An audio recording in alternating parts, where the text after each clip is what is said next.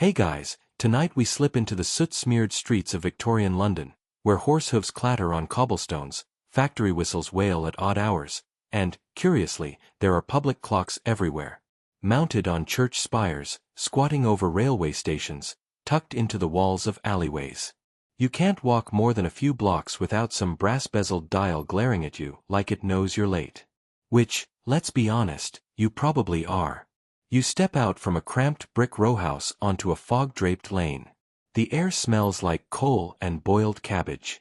There's a clock ticking over the corner pub, another blinking down from the church tower, and a third, its hands jammed at 2:17, staring blankly from a railway office. You don't yet know it, but you're stepping into a city obsessed with time. Not just the idea of it, but the control of it, tracking, broadcasting, and disciplining it. And that obsession will reshape everything: work, sleep, power, even morality. So before you get comfortable, take a moment to like the video and subscribe, but only if you genuinely enjoy what I do here. And if you're still awake enough to type, drop your location and local time in the comments. I love seeing where and when you're listening from. Now, dim the lights, maybe turn on a fan for that soft background hum, and let's ease into tonight's journey together. You trudge forward. Your boots squelch through something unmentionable. The city is just stirring. Street sweepers clank their brooms against the gutters, and a milk cart rattles by, its driver whistling. Above it all, bells begin to toll, not just from one tower, but from a dozen. Their sounds overlap, discordant, almost chaotic. It's not just noise, it's a statement. Time has arrived in the city, and it demands attention. But here's the twist. Only a few decades ago, these clocks were rare. Time was local, vague, and often irrelevant. Most people didn't wear watches, couldn't afford them, and measuring hours was a luxury of the rich, or a burden of the very punctual. Now, in the mid-1800s, clocks are crawling across the urban landscape like ivy. You duck under a laundry line strung between tenements and pause beside a tall iron post, mounted with a round-faced clock, glass fogged with grime. This one isn't fancy. It's functional.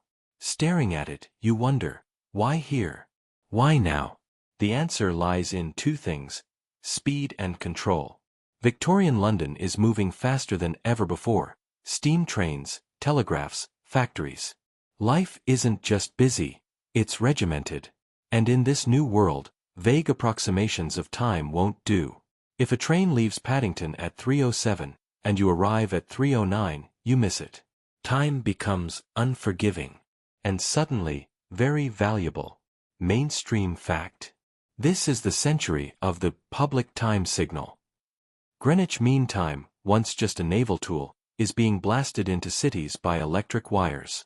The Royal Observatory begins transmitting time by telegraph in 1852. Your city becomes a grid of synchronized dials. Before, every church could ring its bell at a different hour. Now, that chaos becomes a liability. But it wasn't easy. Historians still argue whether this urban time discipline came from the top down, imposed by industrialists and state planners, or from the bottom up, demanded by workers trying to make sense of complex schedules.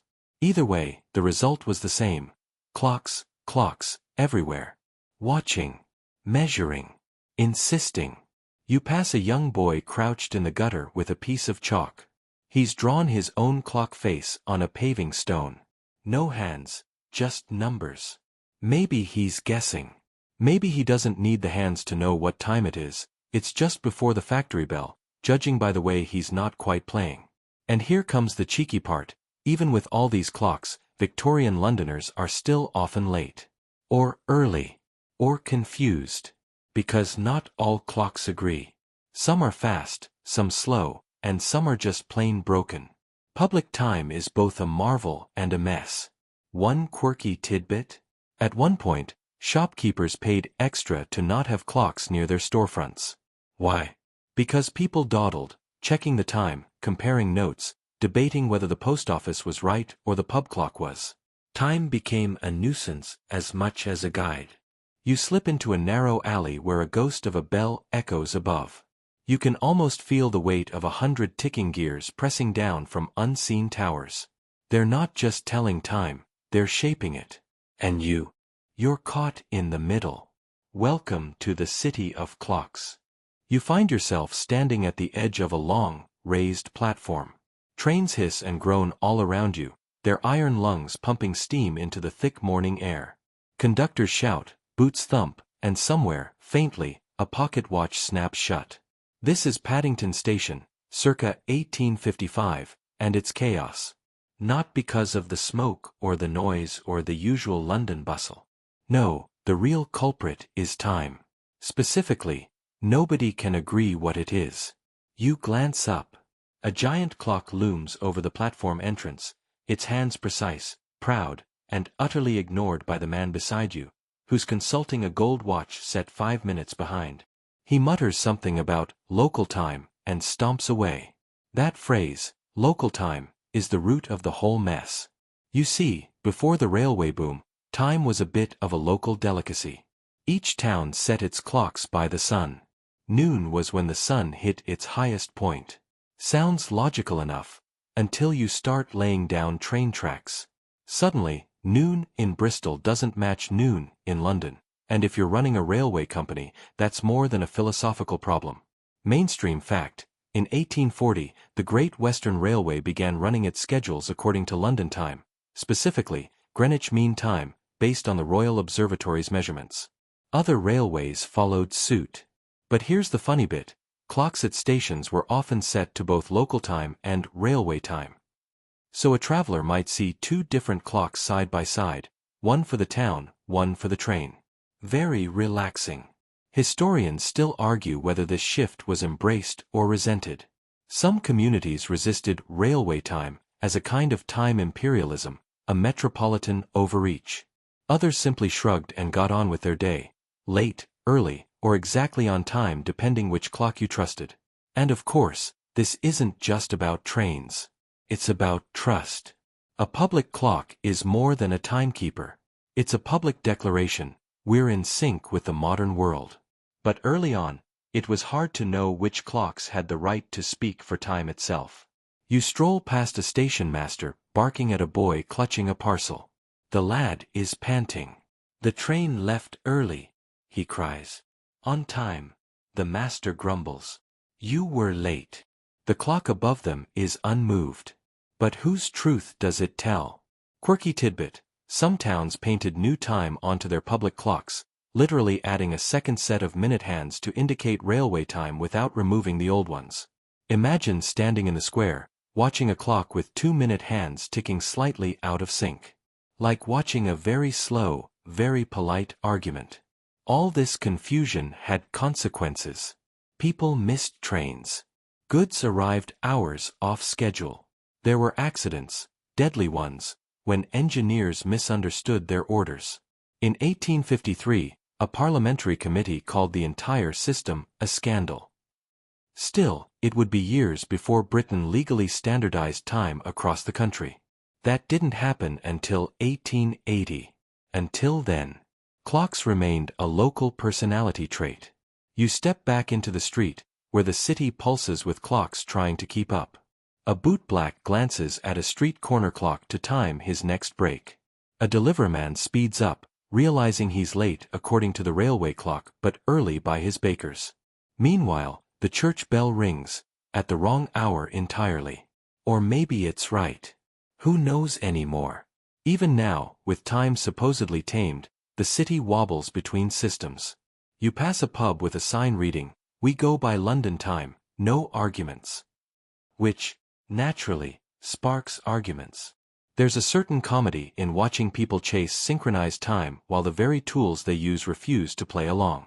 And it's not just mechanical error, it's philosophical. What is time, anyway? A line? A circle? A man in a dusty coat staring at a malfunctioning pocket watch, pretending everything's fine? One railway clerk kept 5 clocks on his office wall, each showing a slightly different hour depending on which station you asked. "I choose the one that suits me best," he joked. Or maybe he wasn't joking. And you start to feel it, the way time stretches and shrinks depending on where you look. One clock scolds you, another forgives. It's enough to make you nostalgic for sundials, which never tried to be precise in the first place. But those are fading, too. The trains have no use for shadows and sunlight. What they need is certainty, regularity, a time system with teeth. And so, like rails stretching into the fog, public clocks begin to multiply, an attempt to sew the nation together minute by minute. You lean against a lamppost. Above you, another clock ticks steadily. It's beautiful, really. Black iron frame, gilded hands, the faint squeak of gears behind its face. It probably tells time more reliably than anything else on this street. Or not. Maybe it's 10 minutes slow. You wouldn't know unless you compared it to a dozen others. Time, it turns out, is a kind of collective fiction. And in Victorian London, the plot is just beginning to thicken. You've made it to a quieter neighborhood now, Clerkenwell, or thereabouts. Fewer trains, fewer shouting conductors, more cobblestone charm and ivy-covered walls. But don't get too cozy. You're about to discover that this peaceful corner of London was once a battleground, not of fists or muskets, but of minutes and hours. Welcome to a timekeeping turf war. It starts with a church bell. Just one. You hear it in the distance, soft, deliberate, tolling 8 times. The locals pause, then carry on. A few streets over, another bell chimes, 7 HM, and a third, 9. You glance around. No one looks surprised. This, somehow, is normal. Before standardized time, churches set their own clocks according to solar noon, which meant that in a city as sprawling and smog-prone as London, you could be standing in one neighborhood at 3:07, and another just minutes away at 2:53. The sun didn't mind. But human schedules did. Mainstream fact, until the late 19th century, local time governed most daily life. Each clock reflected the judgment, or stubbornness, of its keeper. Churchwardens, local councils, even eccentric benefactors controlled what time rang out into the air. And in Clerkenwell, there were a lot of them. See, this neighborhood had become the clockmaker's haven. Dozens of shops producing tower clocks, pocket watches, marine chronometers. It was the Silicon Valley of ticking things. And when you cram that many time-obsessed craftsmen into one parish, you get competition. Petty rivalries. Clock smugness. Some local legends tell of clockmakers who would sneak out at night to adjust their rivals' public clocks by a few minutes, just enough to cause confusion, but not enough to get caught. Historians still argue whether these stories are apocryphal or based in truth, but the fact remains, the time in Clerkenwell was rarely unanimous. You pass a tea shop with a dusty wall clock stuck at noon. A note below it reads, "This clock keeps the real time." You resist the urge to ask, real to whom? One quirky tidbit? In 1830, a neighborhood clock dispute escalated so badly that an entire church congregation split, forming a new parish 2 streets over, simply to ring their bells 5 minutes later. Imagine breaking up with your priest because you disagreed on time. Only in London. You walk on, past narrow rows of artisan workshops, where the ticking never quite stops. Inside, watchmakers in tiny glasses bend over their benches. Their hands are steady, their movements exacting. You sense it's not about money. It's about legacy. If your clock keeps better time than your rivals, your name endures.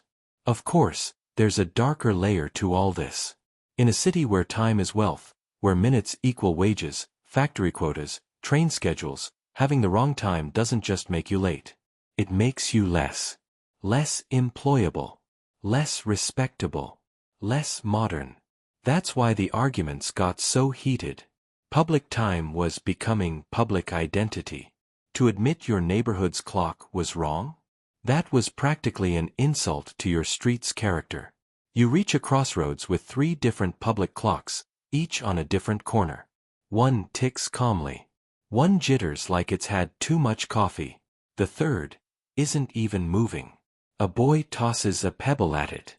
It makes a hollow thunk. Time, here, is either broken or just sulking. Even the postal service struggled. Letters were stamped with times that didn't match the sender's own pocket watch. Arguments broke out. Lawsuits followed. Imagine losing a job offer because your reply arrived too late, by a post office clock 3 minutes fast. And yet, despite all this, no one could quite bring themselves to surrender their local time. It was familiar. It was theirs. These clocks weren't just timekeepers. They were landmarks, guardians, gossipers. The one by the apothecary ran slow. The one outside the pub liked to skip forward just before closing. You pause near a shopfront where a cat is sleeping beneath a tall pedestal clock. Its pendulum swings lazily. A sign in the window reads, "Repaired, restored, and reasonably right." That's about as honest as time gets in this neighborhood. It's tempting to romanticize all this, a city of multiple truths, each chiming in its own language. But it wasn't sustainable. As London grew more connected, more industrial, more impatient, the tolerance for temporal diversity shrank. People wanted trains to be on time. They wanted meetings that didn't start late or end early. They wanted order. And so, the pressure mounted. The Royal Observatory kept sending out its telegraphed signals. The railway companies demanded compliance. And little by little, the clocks of Clerkenwell began to bend toward unity. Still, you can't help but admire the stubborn charm of a city that refused, if only for a little while, to agree what time it was. You glance up at another clock. This one's perfectly aligned with the train stations, the churches, the nearest pubs. It ticks with imperial confidence. But in your pocket, a little silver watch, set 5 minutes slow. Just the way you like it. The bells are louder now. You turn a corner and nearly jump out of your boots as a clock tower unleashes a mighty bong directly above your head. It rings again. And again. 7 times, though you're pretty sure it's closer to 6. Or maybe 8. Who knows anymore? Welcome to the great clock panic of Clerkenwell, or at least, the aftermath of it. This is where things get noisy. You walk past a laundress pinning damp linens to a clothesline. She pauses, waits for the final clang to finish shaking the air, then sighs deeply. That one rings every hour, she mutters to no one in particular, except when it doesn't. Her cat barely stirs. By the mid-1800s, the city had traded its charming chaos of clocks for a new problem. Too many clocks, too close together, all trying to shout over each other. Mainstream fact. Between 1850 and 1880, London saw a proliferation of public clocks unmatched by any other city at the time. Dozens, then hundreds, of new timepieces were installed across neighborhoods, sponsored by parishes, funded by businessmen, or built by clockmakers desperate to advertise their latest creation. Many didn't sink. Some weren't maintained. Others were sabotaged by weather, rats, or rivalries. It was, essentially, a clock arms race. One scholarly article, written much later and with no small amount of exasperation, refers to this as temporal saturation, a fancy way of saying that, at some point, more clocks just meant more confusion. Quirky tidbit. In 1862, a local council proposed a clock tax on public timepieces deemed redundant, inaccurate, or simply annoying. The motion was shouted down by a crowd of shopkeepers, one of whom reportedly yelled, "What's next, taxing the moon?" You cross a square now known, unofficially, as Time Triangle. It's flanked by 3 different clock towers, all visible from its center. You stand still. Listen. One chimes first. Then another, 2 beats behind. The third clicks but does not chime. Its bell was removed after residents threatened to throw it into the Thames. This, believe it or not, was a serious concern. Sleep-deprived citizens began writing very polite but deeply furious letters to their MPs. One woman in Chelsea claimed her baby had learned to cry every hour, on the hour, thanks to the infernal racket outside. Historians still argue whether the clock panic was genuine mass irritation or an urban legend inflated by journalists and pamphleteers. But there's no question, by the late 19th century, time was not just a shared utility, it was a contested soundscape. Imagine trying to sleep with a half-dozen clocks chiming within earshot, each a few minutes off. You wouldn't need an alarm. You'd need earplugs. You duck into a narrow passage where a faded mural depicts an angel holding a clock. Beneath it, a Latin inscription that loosely translates to, "Let all things be done in time." Ironically, the clock above the mural is stopped at 4:06 and missing its minute hand entirely. In this era, timekeeping becomes performance. City councils compete for the loudest chimes, the tallest towers, the most ornate clock faces. Suddenly, having a public clock isn't just useful, it's a status symbol. A declaration: we are modern. We are punctual. We are respectable. The pressure even affects housing prices. Some advertisements boast about proximity to reliable public clocks, while others warn, discreetly, about the presence of unruly chimes. One enterprising landlord advertised his flat as 2 doors down from time, but quiet. You pass a grocer arranging apples under a red awning. She looks up and scowls at a clock tower down the road. That one's fast, she mutters. On purpose. They want you to think the market's already closing. Ah, yes. Time as manipulation. A not-so-subtle trick to hurry shoppers, speed laborers, close pubs early. If you control the clock, you control behavior. And here comes the twist. The average Victorian Londoner didn't own a watch. They relied on these public clocks. Which means, effectively, they relied on whoever controlled them. You stroll past a bakery. The scent of warm bread tugs at your senses, but it's the wall-mounted clock you notice. A little crooked. Ticking a second too fast. There's a pride in its posture, though. It's trying. Like everyone else. This obsession with punctuality wasn't just logistical. It was moral. Being on time became associated with good character. Entire sermons were preached on the evils of tardiness. Children were scolded not just for being late, but for being sloppy with time. Even the temperance movement got involved, claiming that strong public clocks could help people resist the allure of drunken lateness. Whatever that is. Some neighborhoods, embarrassed by their outdated or inaccurate clocks, held fundraisers to replace them. Local papers would print editorials shaming lazy towers for letting their mechanisms lapse. Timekeeping was a civic duty now. You wander back into the open. Another clock tower looms above, a tall, iron-framed beauty with a shiny copper bell. This one ticks with real confidence, its chimes slow and deep. Somehow, you trust it. Or maybe you just want to. Because in a city where time now rains down from every corner, you need at least one clock you believe in. Even if it's wrong. It's early morning again, or maybe still. The London sky is doing that thing where it can't decide between charcoal and bone white. You pull your coat tighter and follow the scent of burning coal and wet rope toward the sound of a low, distant whistle. Not a clock chime this time. A factory bell. It shrieks from somewhere behind the brick tenements, slicing through the dawn like a serrated knife. Around you, windows slam open. Pale faces peer out, blinking. Boots hit floorboards. Tea kettles scream in sympathy. Another day begins, not because the sun says so, but because the bell does. Welcome to the new age of time discipline. By the mid-Victorian era, London's growing working class was now fully tethered to public time. Not just in train stations or town halls, but in coal plants, matchstick factories, textile mills. If Section 4 was about how clocks invaded the city, this one's about how they colonized the body. Mainstream fact: by 1850, factory life in London was heavily regulated by time. Most workers labored 10 to 14-hour days, sometimes 6 days a week. You didn't start work when you felt ready, you started when the whistle blew.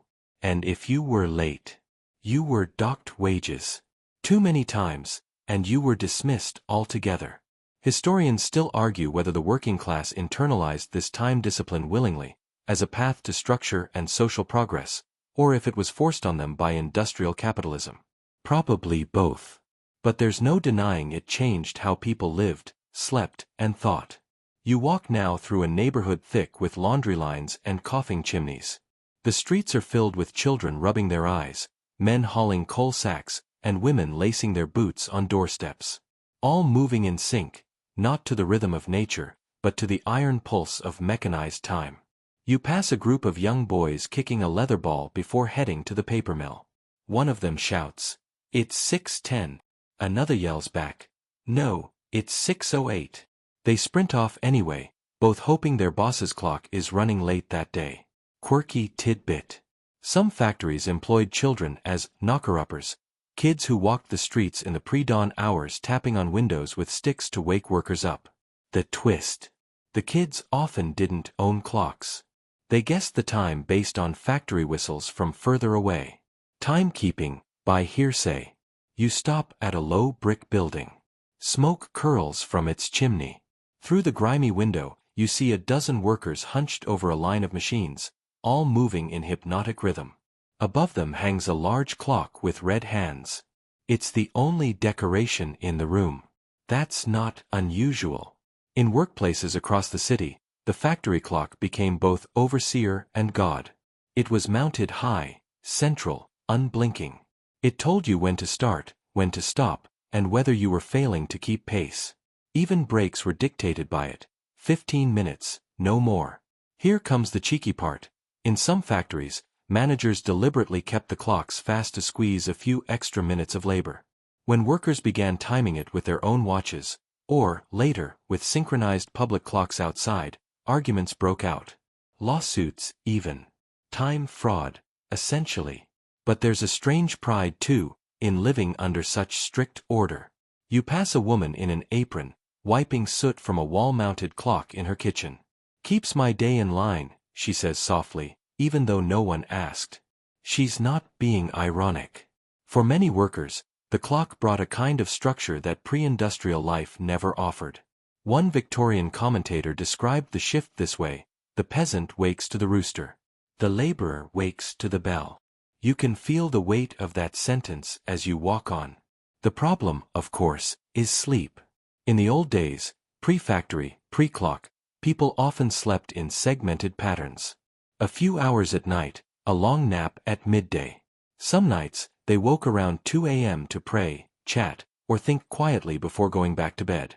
Now, that rhythm was shattered. Industrial time didn't care about your body's natural rhythm. It demanded uniformity, which meant shorter nights, less rest, and a creeping kind of exhaustion that Londoners couldn't quite name, but felt deep in their bones. You pass a group of laundresses leaning against a wall, sipping tea from cracked mugs. One of them says, "Didn't sleep a wink last night. Clock kept ticking like it wanted to crawl into my dreams." You get that. The sound of clocks, once rare and comforting, is now inescapable. In some neighborhoods, ticking becomes a kind of ambient anxiety. You hear it everywhere, on walls, in stations, above doors, inside your skull. Still, people try to cope. They develop tricks. One man you pass wears 2 watches, one set 5 minutes early, the other 10 minutes late. "Keeps me balanced," he grins. You're not sure if he's joking. You check a nearby tower clock. It reads 7:12. You glance down at your pocket watch. 7:09. You shrug. Time, after all, is a suggestion. But for the working poor, it's a command. And so, day after day, London's laborers rise not with the sun, but with the whistle. They march to the beat of clocks they didn't build, can't fix, and will never own. And somehow, that feels like the most Victorian thing of all. You're walking now through a freshly swept square, wider streets, cleaner facades, and lampposts that don't lean suspiciously to the left. This isn't the soot-caked sprawl of the factories anymore. This is the up-and-coming part of town. Welcome to middle-class London, circa 1870, a land of polished boots, tightly cinched collars, and a brand-new obsession with being on time. Here, the clocks don't just tick. They judge. There's one mounted on a pharmacy wall, its white face gleaming like a full moon. Another hangs above a grocer's entryway, flanked by carved oak leaves and Latin scrollwork. Down the block, a tailor has installed a rather smug-looking timepiece inside his shop window, its hands trimmed in gold, its tick slow and theatrical, like it's very aware of how important it is. Mainstream fact: by the second half of the 19th century, punctuality had transformed from a professional expectation into a moral virtue, especially among the rising Victorian middle class. To be respectably on time wasn't just about catching a train or opening your shop promptly. It was a performance of character, discipline, and self-control. And, perhaps unsurprisingly, public clocks were dragged into this cultural theater. Historians still argue whether this trend was driven more by economic pressures or by social climbing. But either way, timekeeping had become aspirational. Having a public clock in your neighborhood, even one that didn't quite work, was a subtle announcement: we are respectable here. We care about order. You pass a schoolyard where a group of boys in stiff uniforms are being marched in formation. One glances at a clock overhead, then back at his pocket sundial. Yes, those were still occasionally used, for fashion if nothing else. His friend rolls his eyes. Get a proper watch, Theo. You grin. The middle class loves a gadget. Quirky tidbit. In the 1860s, watch clubs became a thing. Installment plans where men could pay a few pence per week toward owning a pocket watch. Owning one was considered a rite of passage. Some even wore broken watches just to look timely. You continue down a gentle slope, past bakeries and bookshops, noticing how many clocks are placed just above eye level, so everyone sees them, but no one has to crane their neck. They're decorative, sure, but also instructional. Like elegant little traffic signs, urging the world to move in sync. In these neighborhoods, being late is a small scandal. Arrive 5 minutes past the stated time, and you'll hear it in the scrape of chairs, the raising of eyebrows. The clocks here aren't just tools. They're enforcers. One woman exits a haberdashery and immediately checks the street clock. Her face tightens. "Oh no, I'm 3 minutes late for the post," she gasps, then races off, skirts flying. You're fairly certain the post isn't that punctual. But that's not the point. The clock has spoken. It's no accident that the phrase, clock respectability, gained traction during this era. The idea that good citizens should be orderly, timely, and visibly aware of public time was woven into the social fabric. Religious leaders preached about the godliness of punctuality. Etiquette guides warned against the moral hazards of lateness, laziness, sloth, even vanity. And of course, public clocks became part of the decor of improvement. When neighborhoods wanted to seem more refined, they didn't just plant trees or pave streets, they installed clocks. The more elaborate, the better. Some were gifted by wealthy donors, who insisted on their names being etched into the base. A present from Mr. Thistlethwaite, 1873. The irony? Many of these clocks didn't keep great time. But accuracy was secondary to presence. They didn't need to be perfect, they just needed to exist. You pause beside a red brick Methodist chapel with a rather dignified timepiece mounted above the door. A small plaque reads, "Redeem the time." A polite reminder that your eternal soul may be watching the minute hand. Some homes, too, installed outdoor clocks just above their doors. Not for convenience, few people ever looked at them from inside, but as a signal to the neighbors. Look, they seemed to say. We care. We belong. It's not unlike how some folks today use fitness trackers or meticulously designed calendars. The performance of being on schedule becomes a status symbol. You step into a cafe where the waiter is polishing the glass over a clock that hasn't moved in 3 years. He notices your glance. "Still looks good though, don't it?" he says, and gives it a loving tap. You nod. It does look good. And in this part of town, that might be enough. Still, not everyone played along. Some critics complained that the new cult of punctuality was making people cold, rigid, obsessed. One writer grumbled in The Spectator that a gentleman who glances too often at his watch risks becoming a machine himself. And yet, the movement rolled on. You walk out into the fading afternoon light and catch sight of a particularly grand public clock, mounted atop a 3-story library, its face rimmed with copper, its hands arcing like compass needles. Below it, a small plaque reads, "Gifted to the people, that they may rise on time." You chuckle. No pressure, then. In this world, to be late is to risk being judged, or worse, pitted. But to be on time? That's a little victory. A small, daily declaration. I am capable. I am upright. I have mastered the minutes. Even if, just between us, you're still not sure which clock you trust. You head east now, where the cobblestones grow more erratic and the streets twist into tight curls. The buildings lean in slightly, like old friends whispering secrets, and the air hums with a peculiar tension. This is where time gets noisy. Literally. Because while most of London was busy installing more clocks, another question began to rise from the chimneys and the dinner tables and the headache-ridden bedrooms of the Victorian middle and working classes. Do these blasted things have to chime so much? You're about to witness the battle over bell noise, an often hilarious, occasionally vicious conflict between those who loved the new soundscape of punctuality and those who wanted to throw the clocks into the Thames. Mainstream fact: as public clocks became widespread in the mid to late 1800s, many were designed not just to show time visually, but to declare it audibly. Loudly. Repeatedly. The quarter-hour chime became popular, and some clocks even struck every 15 minutes in addition to the hour. Multiply that by the growing number of towers, and you get a city that rings like an off-key orchestra with no conductor. It was supposed to bring order. Instead, it brought arguments. You pass a tea house where a woman sits outside with a saucer of chamomile and a pair of wax earplugs. For the bells, she explains, gesturing to the sky. They start at dawn and don't stop till after supper. I dream in chimes. It's not just about sleep, either. Scholars and politicians began to weigh in. The Times ran a series of editorials in the 1870s debating the role of public noise in civic life. One writer argued that constant chimes are the heartbeat of a noble city. Another compared them to an iron spoon clanging inside the human skull. Historians still argue whether this backlash against bell noise represented a genuine class-based resistance, or if it was simply a product of a growing awareness of urban overstimulation, a phrase nobody used at the time but everybody felt.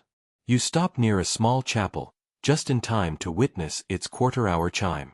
It's high-pitched, insistent. Like a child with a dinner triangle. You flinch. A dog barks. A baker down the street curses under her breath. Some neighborhoods fought back. In 1874, residents in Lambeth circulated a petition to have their local church bell silenced between midnight and 6 a.m. The vicar refused. In response, someone climbed the tower one night and tied a pair of woolen socks around the clapper. The bell struck mute for days until the culprit was discovered, an elderly widow no less, who claimed the noise made her curtains twitch in fear. Quirky tidbit. One church in East London experimented with subdued bell chimes, a muffled version of the usual clang, achieved by wrapping the interior bell in thick cloth. It was dubbed the gentleman's toll. It didn't last. Apparently, no one could hear it. You continue your stroll and pass a row of new-built houses. One homeowner is standing on a ladder, painting his windowsill. He glances up at the nearby clock tower and mutters, "That thing's been 5 minutes fast for 2 years. Rings before the hour like it's got somewhere to be." He's not alone in his irritation. An 1878 letter to the London County Council described a tower clock as an aggressive mechanism whose purpose appears to be less about informing the public and more about tormenting them into reluctant obedience. The writer signed only as a sleepless reader. And yet, for every complaint, there was a defense.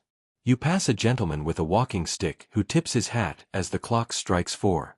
"On time as always," he smiles. "The bell reminds me I'm still part of something. I rather like it." Then he adjusts his gloves and walks off, perfectly in step with the ticking world. That's the thing about these sounds, they weren't just noise. They were ritual. A clock tower chiming in the fog made the city feel unified, even if only for a few seconds. Like all of London was briefly breathing in sync. Still, the tension persisted. Some councils enacted what became known as quiet hours, rules requiring bells to be silenced at night. Others installed clock faces that glowed in the dark so residents wouldn't rely solely on chimes.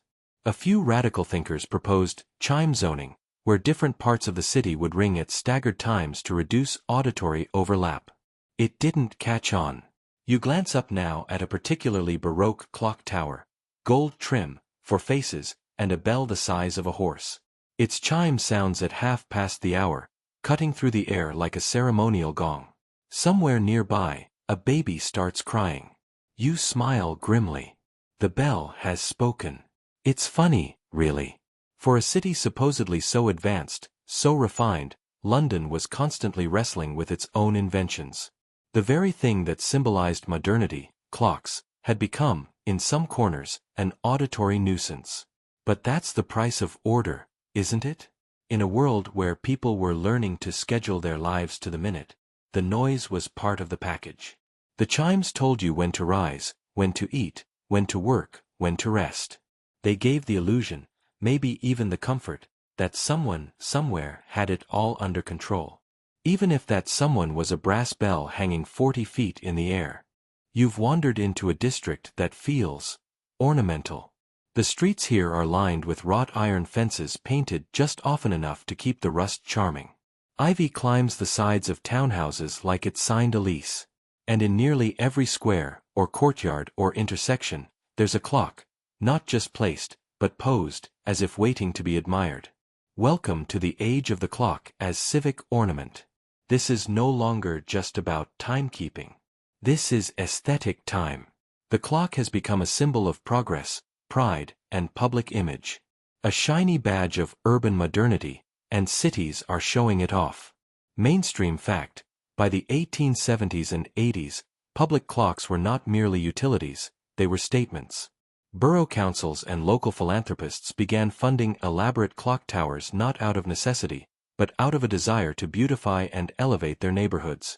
These weren't slapped-up timepieces, they were art installations, carefully designed to blend with new civic buildings, libraries, town halls, fire stations, post offices. You approach one now, a four-sided cast-iron column in the middle of a roundabout, its clock faces framed by cherubs and vine scrolls. A gold-plated inscription near the base reads, "Presented by Alderman J. Holloway, in celebration of Temperance and Order, 1871. Temperance and order. And vanity, maybe. Historians still argue whether these civic clocks were genuinely meant to help the public or simply to make their donors look good. Probably both. But one thing's certain, the cityscape changed. You pass a park where an enormous ornamental clock has been built directly into a flower bed. It's surrounded by peonies and framed with box hedges trimmed into the shape of Roman numerals. Children gather near the ticking minute hand, watching it crawl past the tulips. Quirky tidbit. Some towns got competitive with their clock towers. In one case, two neighboring boroughs attempted to outdo each other by installing progressively taller clocks over the course of several years. Eventually, the taller one's bell mechanism failed from sheer wind pressure at its height. Victory through collapse. In this age, if your neighborhood didn't have a clock tower, or at least a flashy wall clock on the local pub, it was practically an embarrassment. Letters to editors pleaded for installations, claiming that the people of Southwick suffer not just from lack of time, but lack of dignity. One town hall clock was referred to as the jewel in the brow of our borough. You stroll now past a gleaming new library, its rooftop capped with a spire-like turret clock that leans into the skyline like it's trying to catch the attention of nearby birds. Below it, a sign reads, "Funded by public subscription." Dozens of names are etched in brass: shopkeepers, tailors, grocers. People who chipped in so their children could learn to tell the time by something beautiful. Even fire stations got in on the action. Not just for vanity, either, those clocks served dual purposes: pride and utility. If the firefighters had to leave on a moment's notice, it helped to know exactly what time it was. You spot a policeman checking his pocket watch against a nearby tower. He nods, satisfied, and strolls on. It's not that he needs the public clock, he just wants to make sure it still agrees with him. In this age of time confidence, such rituals are common. But these decorative clocks weren't always practical. Some were so ornate they became maintenance nightmares.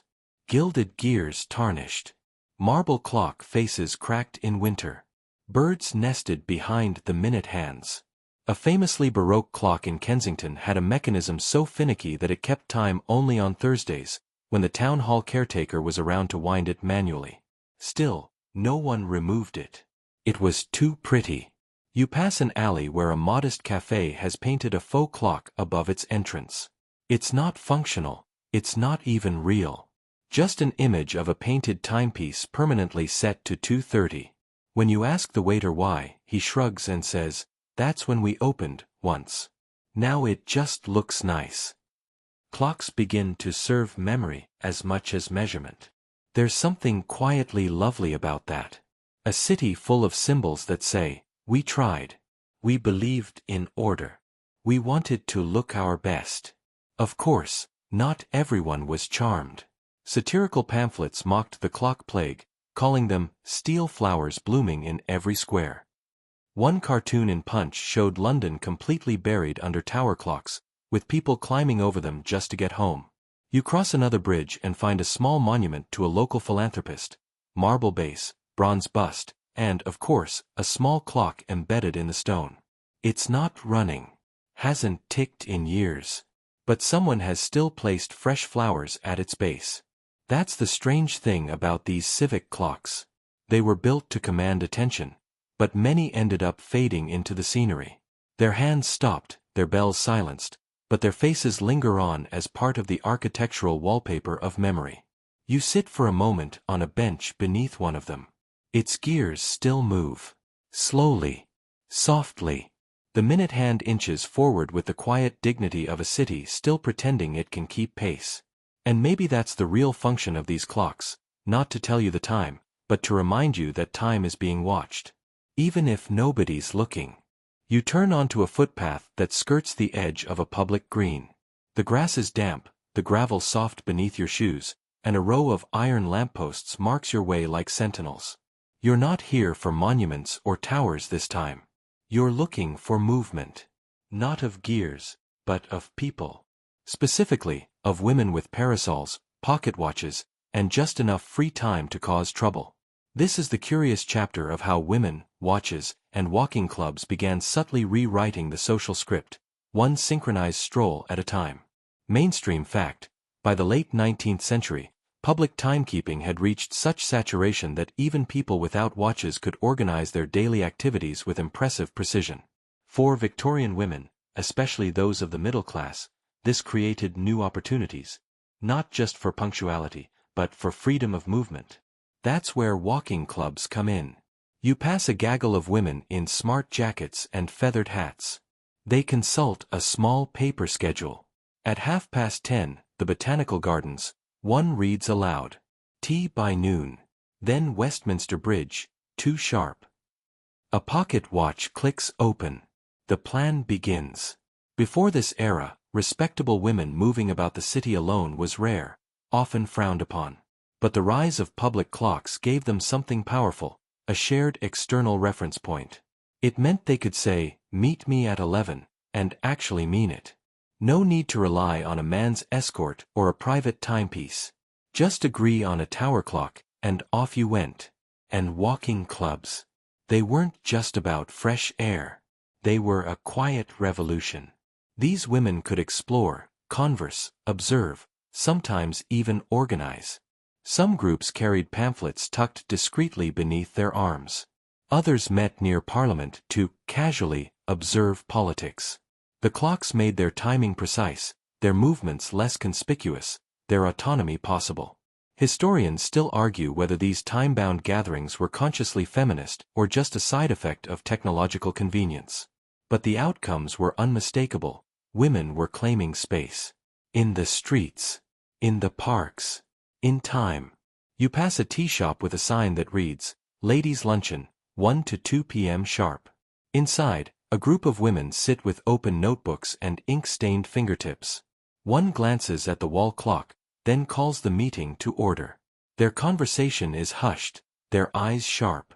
They're not just passing the time, they're using it. Quirky tidbit. The invention of the chatelaine watch allowed women to wear tiny decorative timepieces pinned to their belts or bodices. Part jewelry, part schedule manager. One 1870s fashion magazine declared, "No modern lady can be both elegant and uncertain of the hour." Harsh. You stroll by a small bridge where a group of girls is counting paces between lamp posts. "We're trying to walk 1 mile in 15 minutes, one explains. "We want to see if the clock is lying." You smile. Questioning authority, one tick at a time. Even domestic life began to shift. With public clocks guiding school bells, mail deliveries, and shopping hours, housewives could plan their days with greater efficiency. Some even began managing household routines by the tower bell, sending children off to school at the quarter chime and preparing dinner when the hour struck 5. Of course, not everyone approved. A few social commentators grumbled that all this time-conscious independence was unfeminine. One critic wrote, "The Englishwoman grows too precise, she lives by the dial and forgets the heart." Which, if you think about it, is just code for, she doesn't need me to tell her what to do anymore. Still, the clocks ticked on. You pass a statue of a woman reading a book, one foot gently forward, her shawl caught in an imagined breeze. At her feet is a carved clock face, frozen at noon. The plaque reads, "In honor of ladies who kept time with grace." It's both poetic and literal. In quieter moments, you can almost hear the soft rebellion in those footfalls, the rustle of skirts, the whisper of laced boots, the click of parasols on cobblestone. These women weren't marching in protest. They were simply showing up. At the right time. In the right place. Over and over again. It's easy to underestimate how radical that was. You stop at a corner near a grand clock tower. A woman leans against the base, jotting something into a small notebook. She looks up at the time, nods, and disappears into the street. A schedule met. A thought recorded. A moment claimed. That's the quiet revolution of clocks for Victorian women, not in breaking time, but in keeping it. Not in shouting louder, but in arriving together. And somehow, it worked. You're standing now in a street that feels unsettled. It's not the architecture, Victorian brick, soot-streaked but sturdy. Not the weather, overcast, naturally. It's something about the clocks. One has its glass cracked like a spiderweb. Another has no hands at all, just an empty metal face like a blindfold. And on the wall of a shuttered pub, someone has scrawled in charcoal, "Time is a lie." This isn't civic pride. It's a revolt. Welcome to the darker, stranger corner of London's relationship with time, where not everyone bows to the ticking gods. In this section, you meet those who chose resistance. Who saw the explosion of public clocks not as progress, but as tyranny. Welcome to clock vandalism and time anarchy. Mainstream fact. While most of London was adjusting to the rhythms of trains, bells, and punch cards, a smaller, often ignored, group began to push back. Across the 1880s and 90s, scattered reports emerge of public clocks being sabotaged. Glass shattered. Hands bent backward. Bells jammed with cloth. In one case, a municipal clock was found stuffed with dead pigeons. No note. Just feathers. The motivation. That's where it gets interesting. Some of these acts were likely random vandalism. Bored youths. Drunks. Mischief for its own sake. But others were clearly symbolic. Time, after all, had become more than hours and minutes. It was authority. The factory whistle, the school bell, the workday siren. All instruments of control. And for some, the only rebellion left was to stop the hands from moving. Historians still argue whether these acts constituted a form of political protest or just scattered hooliganism. But the patterns are too consistent to ignore. In working-class neighborhoods especially, clock towers became frequent targets. Not the grand ones atop cathedrals, but the municipal ones over workhouses, factories, and stations. You walk past a small railway stop where the clock has clearly been tampered with.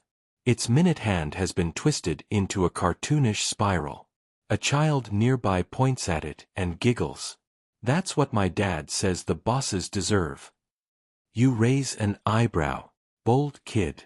Quirky tidbit. In 1892, a man was fined for throwing a cabbage at a street clock and shouting, "Let this mark the end of your tyranny." He was, according to the magistrate, entirely sober and extremely punctual. Which might be the most Victorian arrest note in history. You continue past a row of homes where someone's drawn crude sundials on their doors with chalk. None of them match. A quiet protest, perhaps, or maybe just an inside joke. Either way, it's clear, Not everyone believes the clocks. And that belief, or lack of it, is the real tension. Because to accept public time is to accept its rules. You are awake when it tells you. You leave work when it allows. You marry, dine, vote, and grieve by the minute hand's permission. Some found comfort in that. Others found a cage. You pass a narrow alley where a faded flyer is still glued to a wall. Refuse the machine. Keep natural time. It's weather-worn and tattered, but the sentiment lingers. The idea that clocks are not just measuring life, but replacing it. One woman you pass mutters to herself as she sets her own wristwatch 5 minutes behind a street clock. "Let them hurry," she says. "I've got my own rhythm." You suspect this is less about punctuality and more about dignity. That's a quiet act of rebellion too. And sometimes, the resistance wasn't so quiet. In 1886, a group of workers on strike in South London staged a protest at the local town clock. They gathered just before noon, counted the chimes together, and when the bell rang 12, they all shouted, "Liar!" at once. A moment later, the clock face was covered with a cloth and painted over in black. It was cleaned the next day. But the story lingered. Not all acts were angry. Some were poetic. A poet named Elsie Hart wrote a short verse after a local clock tower was vandalized. "They broke the bell that bound the day, and silenced iron's call to pray. A moment passed without command. No master tick, no servant hand. You pass a pub called the Missing Hour. Its sign shows a clock with all the numbers jumbled at the bottom, as if they'd fallen off. Inside, a man is telling a story about how his grandfather once stopped a clock on his wedding night, so the moment would never end. The bartender just nods. Not all broken clocks are protests. Some are wishes. Still, the authorities didn't take kindly to these disruptions. Extra patrols were assigned near vulnerable towers. Clock faces were reinforced with thicker glass. Winding mechanisms were locked behind gates. And a few councilmen proposed, only half-jokingly, that certain clocks should be electrified to discourage unwelcome tampering. You shake your head. London always did know how to overreact. But deep down, you understand the urge. In a city where clocks are everywhere, telling you where to be, how long to stay, and when to leave, it's not hard to imagine wanting just one moment outside of it. 1 minute that belongs only to you. You reach another tower. Its hands are missing. In their place, someone has etched in black paint. Now. That's all it says. Not a time. Not a complaint. Just now. And somehow, in this city of ticking rules and chiming routines, it feels like the most honest moment of all. You find yourself approaching a different kind of clock now. It looms above the skyline, taller, grander, and somehow quieter in its confidence than all the others. It doesn't need to shout. It simply is. You cross Westminster Bridge, the Thames sliding darkly beneath your feet, and there it is. The tower, the dial, the chime you've heard in your dreams, even if you've never been here before. Big Ben. Or more accurately, the Great Clock of Westminster, but nobody calls it that. Big Ben is the bell, technically. But at this point, even the historians have given up trying to correct people. You stop and stare. Even from this distance, the dial is clear. 4 faces, each 7 meters across. You could read the time from a ship. Which was, in fact, the point. Mainstream fact. Completed in 1859, the clock atop the Elizabeth Tower was a marvel of engineering for its time. It was accurate to within 1 second per day, a near miracle by 19th century standards. And it struck the hours with a 13.5-ton bell whose sound would soon become synonymous with British punctuality itself. You feel it before you hear it, the soft whir of the mechanism, the deep breath before the bell. Then it chimes, a low, full-bodied boom that rolls across the rooftops like thunder wrapped in velvet. It doesn't just mark the hour. It declares it. Standing here, it's hard not to be impressed. But this clock didn't appear out of nowhere. It was born from frustration. After the old Palace of Westminster burned in 1834, a new complex was built. The designers wanted a clock that was not just decorative, but absolute. A symbol of the state's precision. Parliament demanded it be accurate to within 1 second, an outrageous standard at the time. Most experts said it couldn't be done. Historians still argue whether the eventual success of the great clock was due more to mechanical ingenuity or sheer political will. What's certain is that clockmaker Edward John Dent, followed by his stepson Frederick Dent after Edward's death, created a system that used gravity-driven escapements, air cushions, and a giant pendulum kept in an airtight box to reduce temperature swings. And it worked. The great clock became a benchmark. Literally. Other public clocks began setting their time by this one. Telegraph time signals from Big Ben were transmitted to railway companies, naval stations, and newspapers. It was the heart of Britain's ticking empire. Quirky tidbit. There's a stack of old pennies resting atop the clock's pendulum. No, really. They were used to fine-tune the weight and adjust the timing. Adding or removing a penny would shift the time by fractions of a second. Imagine adjusting the entire fate of British punctuality by tossing a coin. You circle the tower and spot a pair of tourists admiring the face. One of them whispers, "Do you think it's really that accurate?" The other shrugs. Doesn't matter. It feels right. That's the thing about Big Ben. It's more than a clock. It's a national character trait. Even through wars, the bell kept ringing.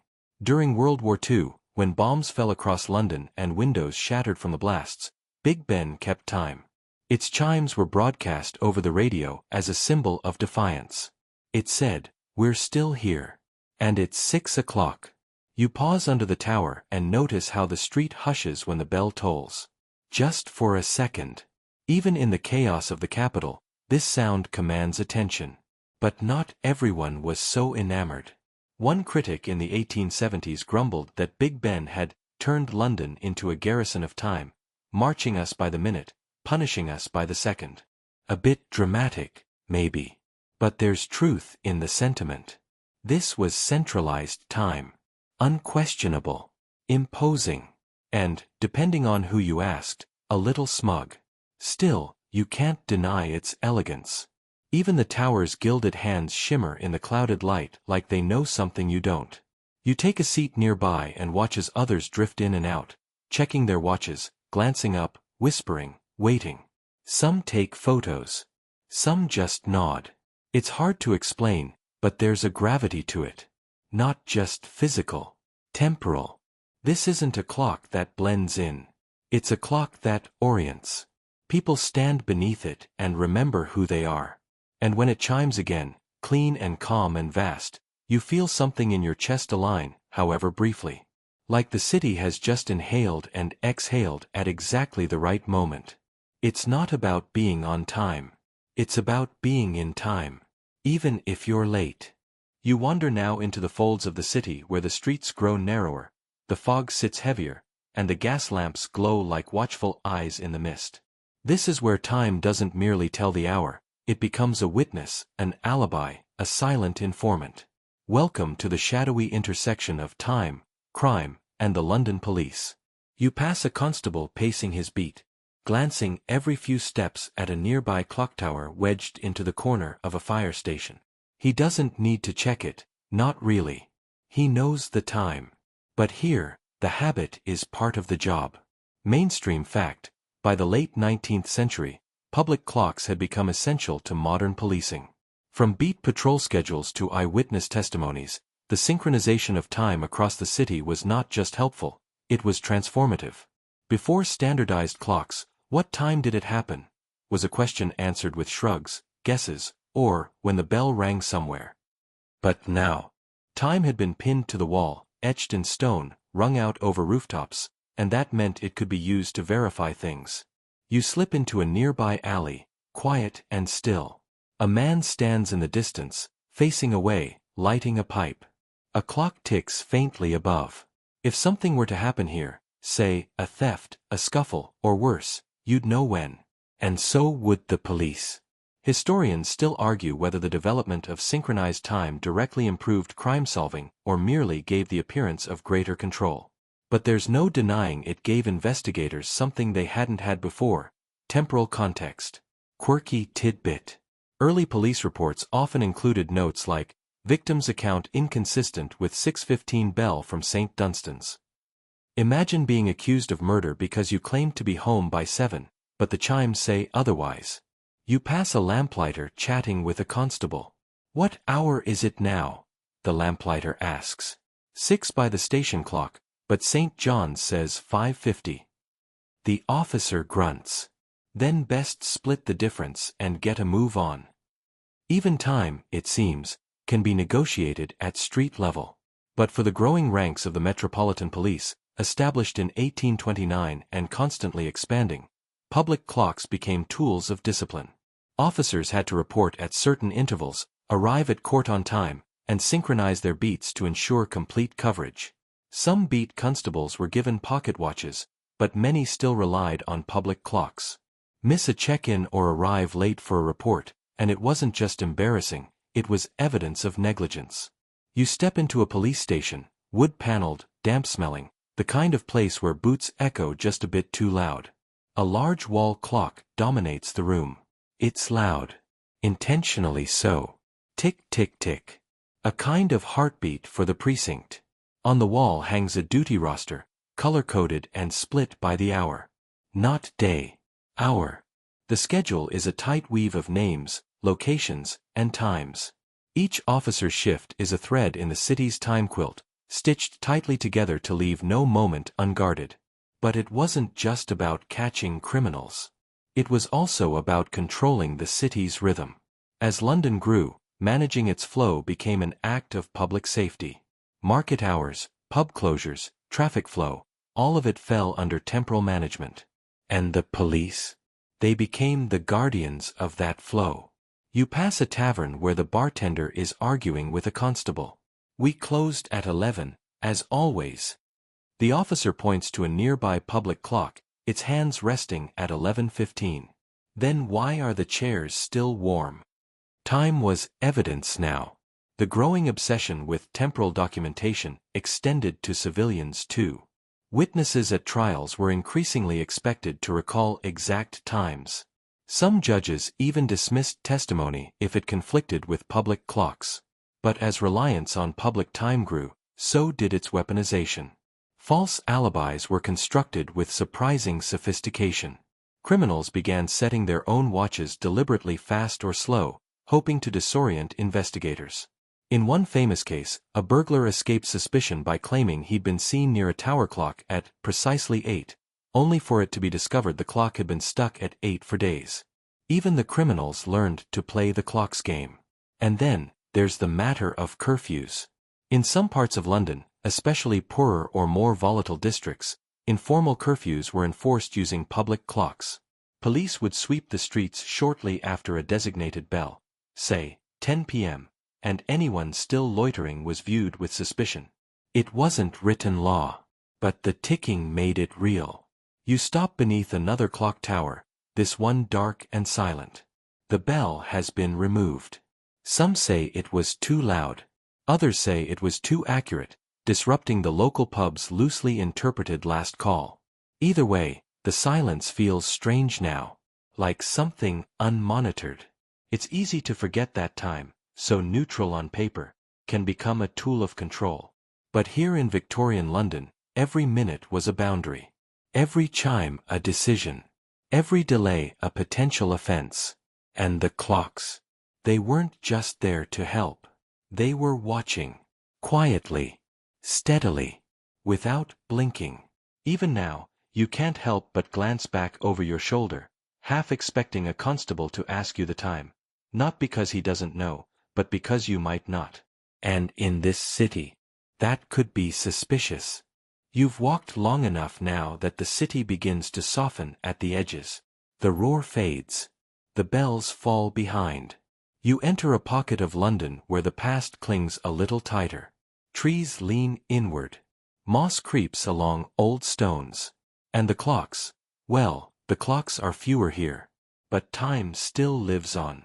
This is the part of London where people once told time by the sun, the stars, the smell of bread from the morning oven. Welcome to the realm of sundials, shadows, and the ghosts of old time.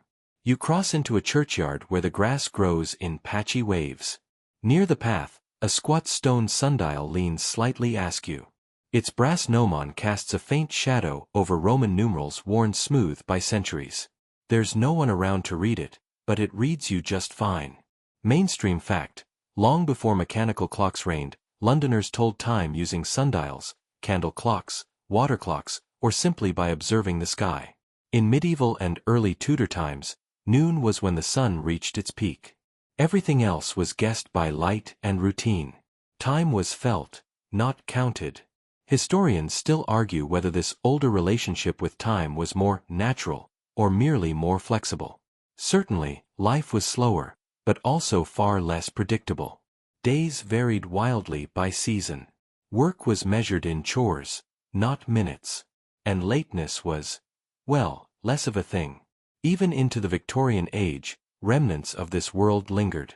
You pass an old manor with a sundial carved directly into the wall. It's decorative now, quaint, harmless. But 200 years ago, it told someone when to tend the garden, feed the horses, or prepare for prayers. A whole life lived by shadows. Quirky tidbit. Some Victorian parks installed sundials purely as conversation pieces. People didn't really use them, but they liked the idea of them. The way a shadow might still tell you something a gear could not. One magazine called them the poetry of timekeeping.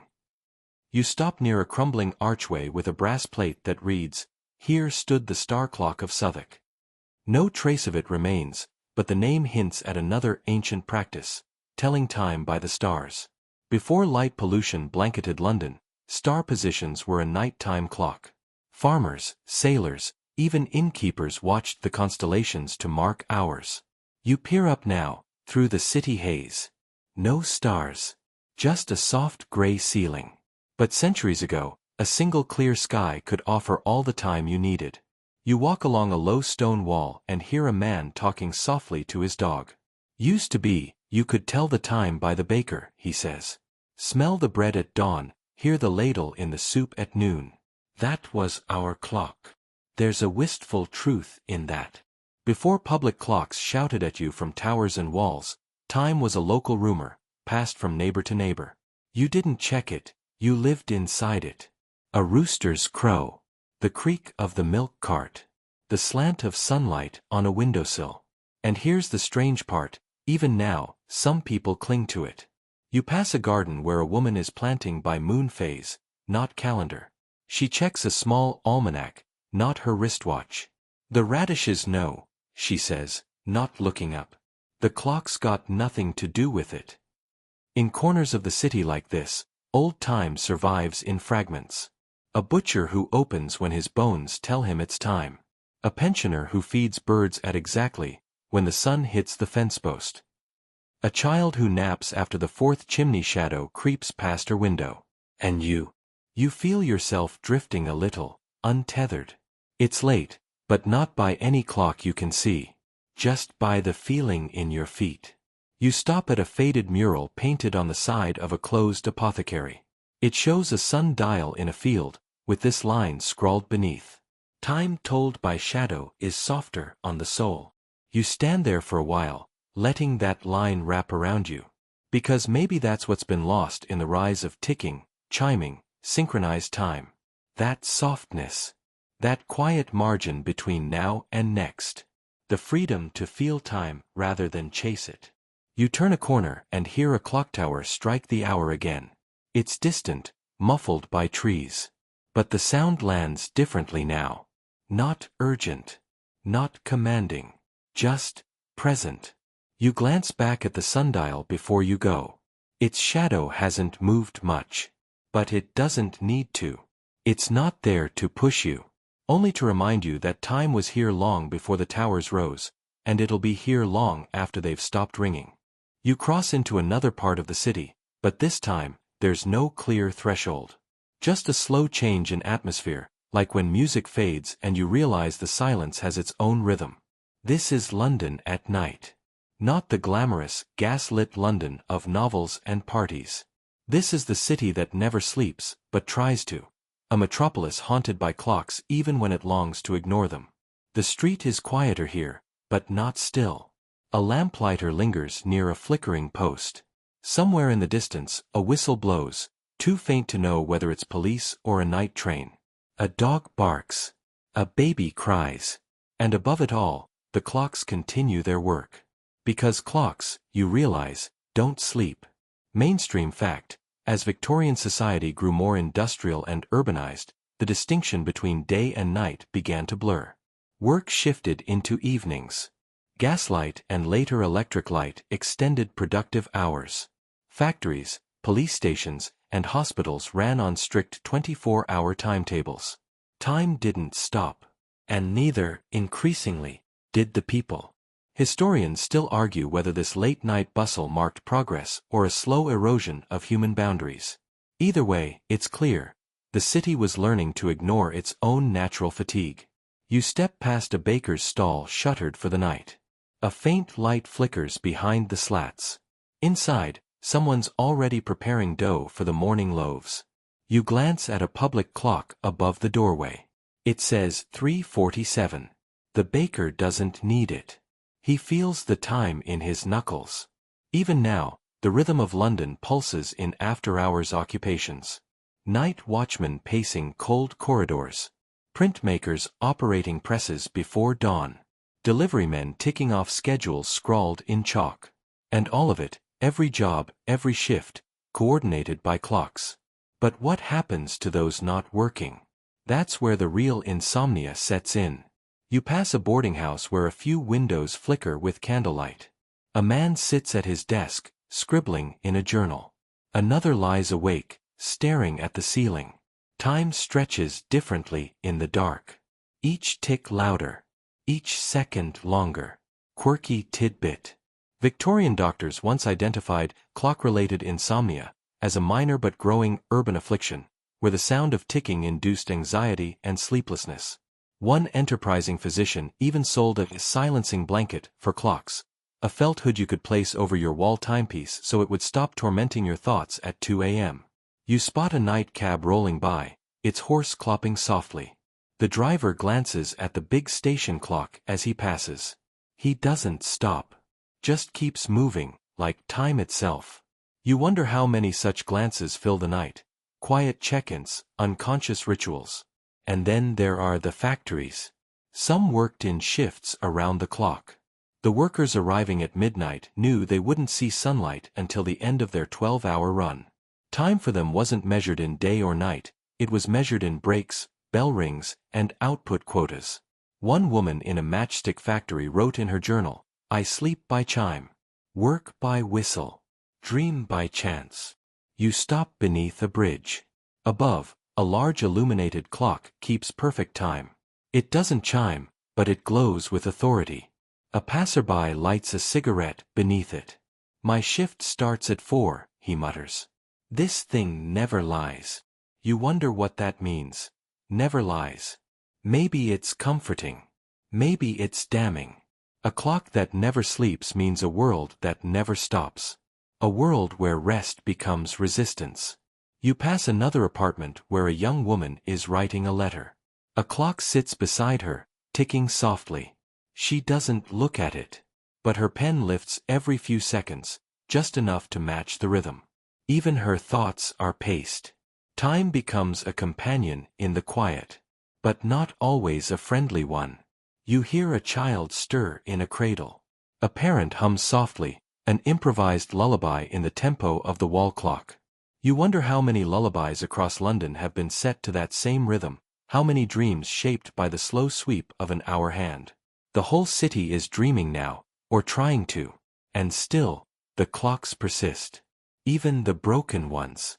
You pass a church where the clock has stopped at 12:42. No one's fixed it. Maybe no one noticed. But even frozen, it radiates presence. A reminder that time doesn't always need to move to matter. You find a bench and sit for a moment. Above you, the clouds part just enough to reveal the moon, pale and passive. The original clock, some would say. Still here, still silent. You listen. Somewhere, a bell strikes the hour. Then, another. And another. The sounds ripple across the city, not synchronized, not orderly, but overlapping like waves from different storms. Time, in the dead of night, becomes a lullaby and a warning. A chorus of cities trying to measure what refuses to sleep. And you close your eyes, not to escape it, but to drift with it. The fog has lifted just enough to show the city again, not the sharp, clock-filled London of daylight, but a softened version, half asleep and blinking toward morning. You're back in the heart of it now, walking streets that seem familiar yet different. Maybe it's the light. Maybe it's you. One thing stands out immediately. The clocks are quiet. Not silent. No, they still tick, still turn. But their voices are gentler, their chimes more spaced. Like they've run out of things to say. You pass a watchmaker's shop with its windows shuttered.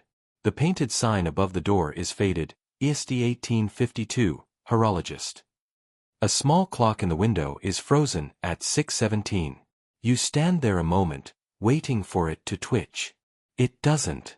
You're witnessing the final chapter of this story.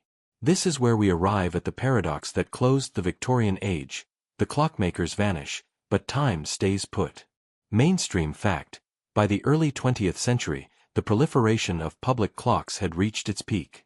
They had become part of the background, ubiquitous, expected, barely noticed unless they broke. And ironically, that very success spelled the decline of the people who built them. With the rise of mass-produced wristwatches, electric clocks, and eventually radio time signals, traditional horologists, clockmakers, found themselves obsolete. Their work, once prized and commissioned with civic pride, was now relegated to antique repair and hobbyist circles. Historians still argue whether this transition represents a loss of craftsmanship or a necessary step in democratizing time. Both, probably. But the truth is, once time was everywhere, few people cared who had put it there. You stroll through a square you passed earlier in the night. The Grand Tower still stands, its clock ticking along. But this time, you notice a plaque at its base, nearly hidden by ivy. It lists the names of the builders, the architect, the clocksmith, the bell tuner. No one's cleaned the metal in years. You run your fingers over the engraving. Most of the names are unreadable now. The hands of time have erased their own authors. Quirky tidbit. In 1910, a group of London clockmakers formed a society to preserve the legacy of tower clocks. They held meetings, published pamphlets, and restored a few forgotten dials. One member famously said, "We are caretakers of time itself." The society quietly dissolved 20 years later. You move on, following the thread of clocks as it thins. Fewer towers now. More wristwatches. More private time. People start telling their time again. What used to be a shared resource becomes a personal possession. And that changes things. Now, you're not bound by the church bell or the market whistle. You can run late, quietly, without judgment. You can set your watch 5 minutes ahead or behind, and no one will notice. You become your own timekeeper. And in doing so, you leave the city's great dials behind. You walk by a cafe just opening for breakfast. A waiter glances at a wall clock, shrugs, then checks his phone. Time has moved on. Still, the towers remain. Some work. Some don't. Some are kept out of tradition, others because no one can agree whether it's worth the cost to take them down. They loom like fossils, their gears rusted, their bells quiet. But they're not forgotten. Not entirely. You reach one of the oldest clocks in the city, its face carved into stone, its hands thick with patina. It ticks, barely audible, steady as breath. You watch it for a full minute. It doesn't try to impress. Doesn't chime. Just ticks. And in that ticking, you hear the echo of every chime that's come before. The church bells, the factory whistles, the civic declarations. All of them ripple forward through this moment. Time no longer commands the city like it used to, but it still marks it. Softly. Patiently. In public clocks that remain like punctuation at the end of long-forgotten sentences. You turn away and walk slowly, the city waking around you. A newspaper vendor yawns. A baker sets out rolls. A constable taps his pocket watch and mutters something about bloody Mondays. And above them all, unnoticed, the clocks go on. Tick, tick, tick. And now, we slow everything down. You're still here, walking gently through the city. But the streets are quieter now. The clocks, those ever-watchful companions, have receded into the background. They still tick, of course, but the urgency is gone. Their hands sweep the dial like lullabies, not alarms. You pass one final tower, its face glowing faintly in the pale morning light. There's no bell, no plaque, just the soft, rhythmic motion of time continuing, as it always has, as it always will. And you're no longer walking. You're floating, almost. Your breath aligns with the motion of the second hand. Your thoughts soften into gentle loops, no longer chasing minutes or hours. The pressure of the schedule fades. Deadlines dissolve. You are no longer late or early. You are simply here. And that's enough. Maybe time isn't meant to rule us. Maybe it's just meant to remind us of rhythm, of continuity, of change. Maybe all these clocks, with their chipped faces and worn-out bells, are really just lullabies dressed in iron and brass. So let them ring. Let them tick. Let them fade. And as they do, let yourself drift. Deeper now, into sleep, where there are no timetables, no watches, no bells. Just quiet streets, and soft footsteps, and a city that has finally, mercifully, fallen silent. You're safe here. And the clocks. They can keep time for you. Sweet dreams.